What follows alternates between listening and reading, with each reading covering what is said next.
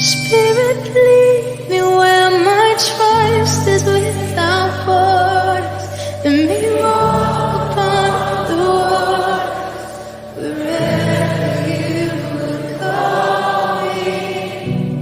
Savior, and I need you ever water. My faith will be made stronger. Hey, what's shaking, Warfighter Nation? Ron here with Warfighter Ranch in Isaiah 6:8. Today I come to you with a very heavy yet joyful heart and a message that is a double-edged sword, so to speak. And while we take comfort in knowing that the loss that we experience is heaven's gain, our dearly departed loved one always leaves a gap so large that only God himself can fill it. This was one of my inner circle. And this, by any measure, is one such occasion. The Warfighter Nation has indeed lost a legend this week who has truly distinguished himself among his peers, and as his reward for truly dutiful and faithful service to our God, has now been called home. The first time we met, we actually didn't even speak. We shared a moment of silence, barely making eye contact in the haze of the aftermath of a battle now forever etched into our history. On the 6th of October, 1993, we visited the airfield where our chain of command paid homage to the fallen at the memorial, where true legends were both being honored as well as standing tall in formation. Some of them are watching this message right now, and to them I can only offer you comfort as our hearts collectively break. And for those who know, Eddie Fabinski stood somewhere in that formation as well. Small world. But what a lot of people don't know is that our commander was buddies with the officer who ran the morgue at the airfield, also from Fort Campbell. And due to being a morgue, he had a landline directly back to the United States.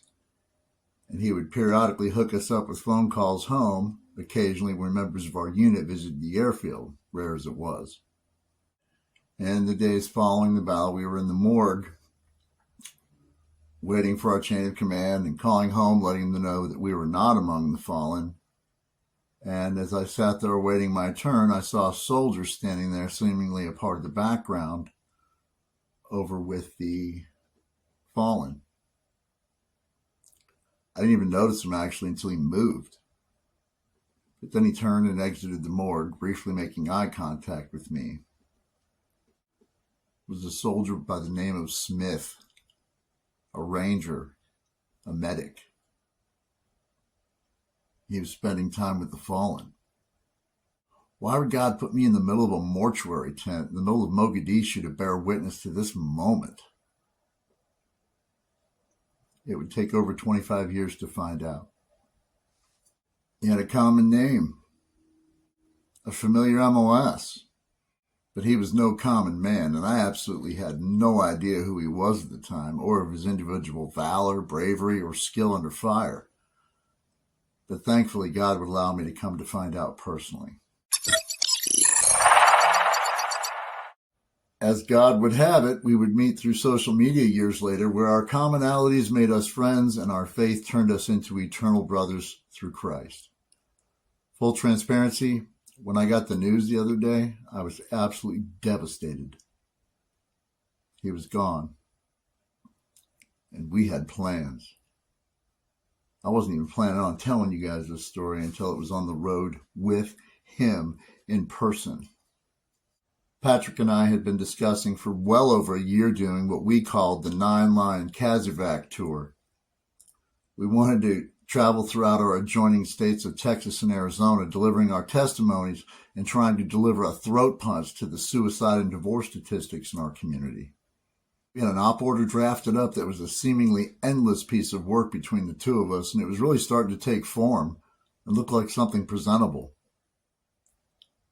We were looking for churches and other veteran organization outlets, other venues that would host us, because we would ask for no money of anyone, just as Jesus commanded.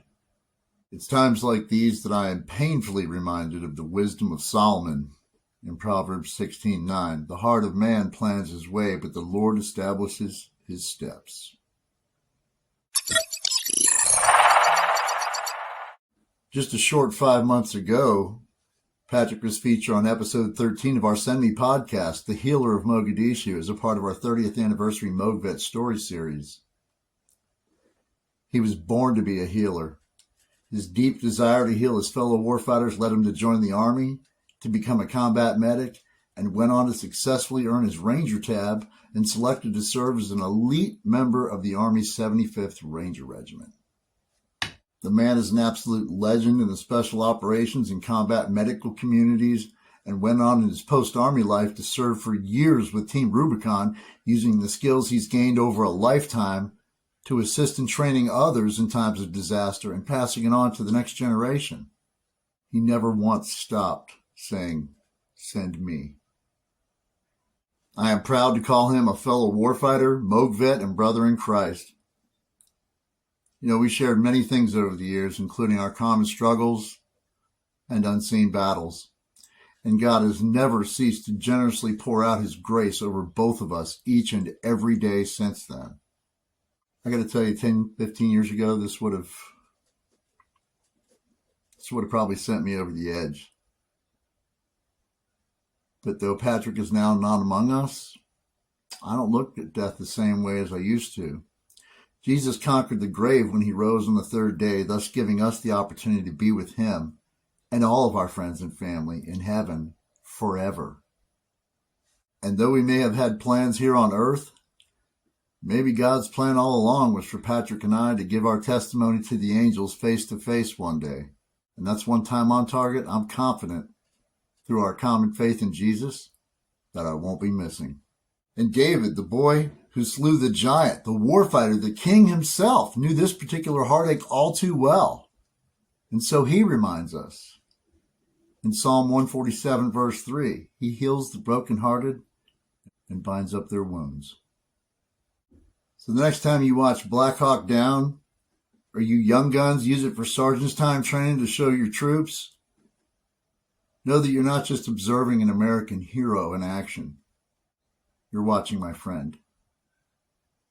Yesterday is behind us. Tomorrow's not guaranteed. That's why the gift of today is called the present. Live it well. God bless. See you on the other side.